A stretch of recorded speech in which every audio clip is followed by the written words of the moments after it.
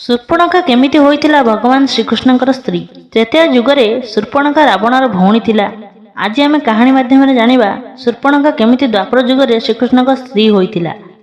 ପୂର୍ବ ଜନ୍ମରେ ଶୂର୍ପଣଖା ନୈନିତାରା ନାମରେ ଜଣେ ଅପ୍ସରା ଥିଲା। ସେ ସ୍ୱର୍ଗରେ ବାସ କରୁଥିଲା। ନୈନିତାରାକୁ ରମ୍ଭା, ମେନକା, ଉର୍ବଶୀ ସହିତ ତୁଳନା କରାଯାଉଥିଲା। ଗୋଟିଏ ଦିନ ସ୍ୱର୍ଗରେ ସବୁ ଅପ୍ସରାମାନେ ନୃତ୍ୟ କରୁଥିଲେ।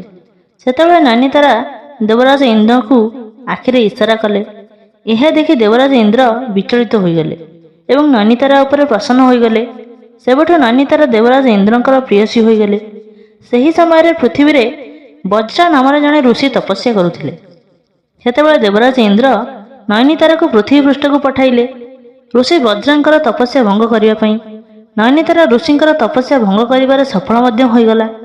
କିନ୍ତୁ ଋଷି ବଜ୍ରାଙ୍କର ତପସ୍ୟା ଭଙ୍ଗ ହେବା ପରେ ଋଷି ବଜ୍ରା ବହୁତ କ୍ରୋଧିତ ହୋଇଗଲେ ଆଉ କ୍ରୋଧରେ ନୈନିତାରାକୁ ଅଭିଶାପ ଦେଇଦେଲେ, ହେ ଅପ୍ସରା, ତୁ ଆଜିଠୁ ଏବେଠୁ ରାକ୍ଷସୀ ହୋଇଯିବୁ।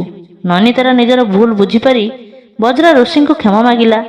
ସେତେବେଳେ ଋଷି ବଜ୍ରା କହିଲେ, ରାକ୍ଷସ ଜନ୍ମରେ ହିଁ ତତେ ଈଶ୍ୱରଙ୍କ ଦର୍ଶନ ମିଳିବ। ତାପରେ ଋଷି ବଜ୍ରା ସେଠାରୁ ଚାଲିଗଲେ ଆଉ ନୈନିତାରା ଅଭିଶାପ କାରଣରୁ ରାକ୍ଷସୀ ହୋଇଗଲା। ସେତେବେଳେ ସେ ଭାବିଲା ବିଧାତାଙ୍କ ଦର୍ଶନ ପରେ ସେ ତାଙ୍କୁ ପ୍ରାପ୍ତ କରି ଦେବ। ତା ମନରେ ପ୍ରଭୁଙ୍କୁ ସ୍ୱାମୀ ରୂପରେ ପାଇବାର ଇଚ୍ଛା ଜନ୍ମ ହୋଇଗଲା। ସେ କିନ୍ତୁ ଜାଣିନଥିଲା ପ୍ରଭୁଙ୍କୁ କେମିତି ପ୍ରାପ୍ତ କରାଯାଏ। ଭଗବାନଙ୍କୁ ମୋହରେ ନୁହଁ, ଭକ୍ତିରେ ପ୍ରାପ୍ତ କରାଯାଇପାରେ। ଶୂର୍ପଣଖା ତ୍ରେତୟା ଯୁଗରେ ମାତା ସୀତା କିମ୍ବା ଲକ୍ଷ୍ମଣଙ୍କ ପାଖକୁ ନ ଯାଇ ସିଧା ପ୍ରଭୁ ରାମଚନ୍ଦ୍ରଙ୍କ ପାଖକୁ ଗଲା। ତା ଭିତରେ ଅହଙ୍କାର ଭାବ ଜାଗ୍ରତ ହୋଇସାରିଥିଲା। ସେ ପ୍ରଭୁ ରାମଚନ୍ଦ୍ରଙ୍କ ଅତି ନିକଟକୁ ଯାଇ କହିଲା, ପୁରା ସଂସାରରେ ମୋ ସମାନ କେହି ନାରୀ ନାହାନ୍ତି। ମାନେ ପୁରା ସଂସାରରେ ମୋ ଛଡ଼ା ଆପଣଙ୍କ ସ୍ତ୍ରୀ ହେବାର ଯୋଗ୍ୟ କାହା ପାଖରେ ନାହିଁ।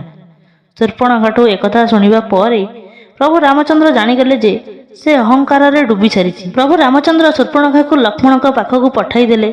ଲକ୍ଷ୍ମଣଙ୍କ ପାଖକୁ ଗଲା ପରେ ବି ଶୂର୍ପଣଖାକୁ ଉଚିତ ମାର୍ଗର ଜ୍ଞାନ ଆସିପାରିଲା ନାହିଁ।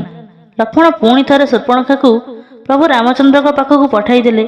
ପ୍ରଭୁ ରାମଚନ୍ଦ୍ର ଶୂର୍ପଣଖାକୁ କହିଲେ, ମୁଁ ତ ଭକ୍ତି ମାର୍ଗରେ ଅଛି, ତମେ ମାତା ସୀତାଙ୍କ ପାଖକୁ ଯାଅ। ତାପରେ ଶୂର୍ପଣଖା ମାତା ସୀତାଙ୍କ ପାଖକୁ ଗଲା। କିନ୍ତୁ ସେଠାରେ ବି ସେ ଗୋଟେ ଅପରାଧ କରିଦେଲା। ଶୂର୍ପଣଖା ଭାବିଲା ପ୍ରଭୁ ରାମଚନ୍ଦ୍ର ଏ ନାରୀ ପଛରେ ଅଛନ୍ତି। ଯଦି ମୁଁ ଏ ନାରୀକୁ ହିଁ ଖାଇଦେବି କି ମାରିଦେବି ତାହେଲେ ପ୍ରଭୁ ରାମଚନ୍ଦ୍ର ମୋର ହୋଇଯିବେ। ଏହା ଦେଖି ଲକ୍ଷ୍ମଣ କ୍ରୋଧରେ ଶୂର୍ପଣଖାର ନାକ କାଟିଦେଲେ। ତାପରେ ଶୂର୍ପଣଖାର ଜ୍ଞାନଚକ୍ଷୁ ଖୋଲିଲା ଆଉ ପ୍ରଭୁ ରାମଚନ୍ଦ୍ରଙ୍କ କାର୍ଯ୍ୟକୁ ପୂରା କରିବା ପାଇଁ ତାଙ୍କ ସହାୟତା କରିଲା।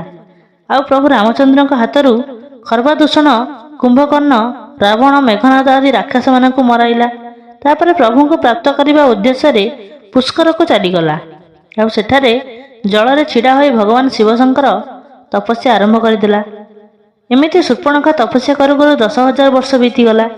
ସେତେବେଳେ ଭଗବାନ ଶିବ ଶୂର୍ପଣଖାକୁ ଦର୍ଶନ ଦେଲେ ଆଉ ବରଦାନ ଦେଲେ ଯେ କହିଲେ, ଦ୍ୱାପର ଯୁଗରେ ଯେତେବେଳେ ପ୍ରଭୁ ରାମଚନ୍ଦ୍ର ଶ୍ରୀକୃଷ୍ଣ ରୂପରେ ଜନ୍ମ ନେବେ ସେତେବେଳେ କୁବଜା ରୂପରେ ତୁ ଥିବୁ। ସେତେବେଳେ ତୁ ଶ୍ରୀକୃଷ୍ଣ ରୂପରେ ପ୍ରଭୁଙ୍କୁ ସ୍ୱାମୀ ରୂପରେ ପାଇବୁ।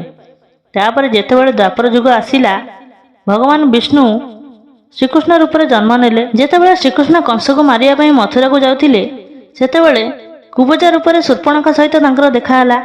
ଶ୍ରୀକୃଷ୍ଣ କୁବଜା ରୂପରେ ଥିବା ଶୂର୍ପଣଖାକୁ ଠିକ୍ କରିଦେଲେ। କିନ୍ତୁ ସେତେବେଳେ ଶ୍ରୀକୃଷ୍ଣ ଶୂର୍ପଣଖାକୁ ବିବାହ କରିନଥିଲେ। ଏମିତି ବହୁତ ବର୍ଷ ବିତିଲା ପରେ ଭଗବାନ ଶ୍ରୀକୃଷ୍ଣ ନର୍କାସୁର ନାମରେ ଗୋଟେ ରାକ୍ଷସର ଅନ୍ତ କଲେ ଆଉ 16,100 ସ୍ତ୍ରୀମାନଙ୍କୁ କାରାଗାରରୁ ମୁକ୍ତ କଲେ। ସେହି ନାରୀମାନଙ୍କୁ ନର୍କାସୁର ବନ୍ଦୀ ଭାବରେ ରଖିଥିଲା। ସେହି ନାରୀମାନଙ୍କ ମଧ୍ୟରେ ଶୂର୍ପଣଖା ବି ଥିଲା। ସେ ନାରୀମାନଙ୍କୁ ସମାଜରେ କିଛି ସମ୍ମାନ ମିଳିଲାନି। ତାଙ୍କୁ କେତେ କଥା ଶୁଣିବାକୁ ପଡ଼ିଲା। ସେହି ନାରୀମାନଙ୍କର ସମ୍ମାନ ପାଇଁ ଭଗବାନ ଶ୍ରୀକୃଷ୍ଣ 16,100 ନାରୀଙ୍କୁ ବିବାହ କରିଥିଲେ। ସେ ନାରୀ ଭିତରୁ ଶୂର୍ପଣଖା ମଧ୍ୟ ଥିଲା। ଏମିତି ଭାବରେ ଶୂର୍ପଣଖା ଭଗବାନ ଶ୍ରୀକୃଷ୍ଣଙ୍କୁ ବିବାହ କରିଥିଲା। ଆଶା କରୁଛି କାହାଣୀଟି ଆପଣମାନଙ୍କୁ ଭଲ ଲାଗିଥିବ। ଯଦି କାହାଣୀଟି ଭଲ ଲାଗିଛି କାହାଣୀଟିକୁ ଲାଇକ୍ କରିଦିଅନ୍ତୁ ଏବଂ ମୋ ଚ୍ୟାନେଲରେ ନୂଆ ଥିଲେ ମୋ ଚ୍ୟାନେଲକୁ ସବସ୍କ୍ରାଇବ୍ କରିଦିଅନ୍ତୁ। ଜୟ ଶ୍ରୀକୃଷ୍ଣ।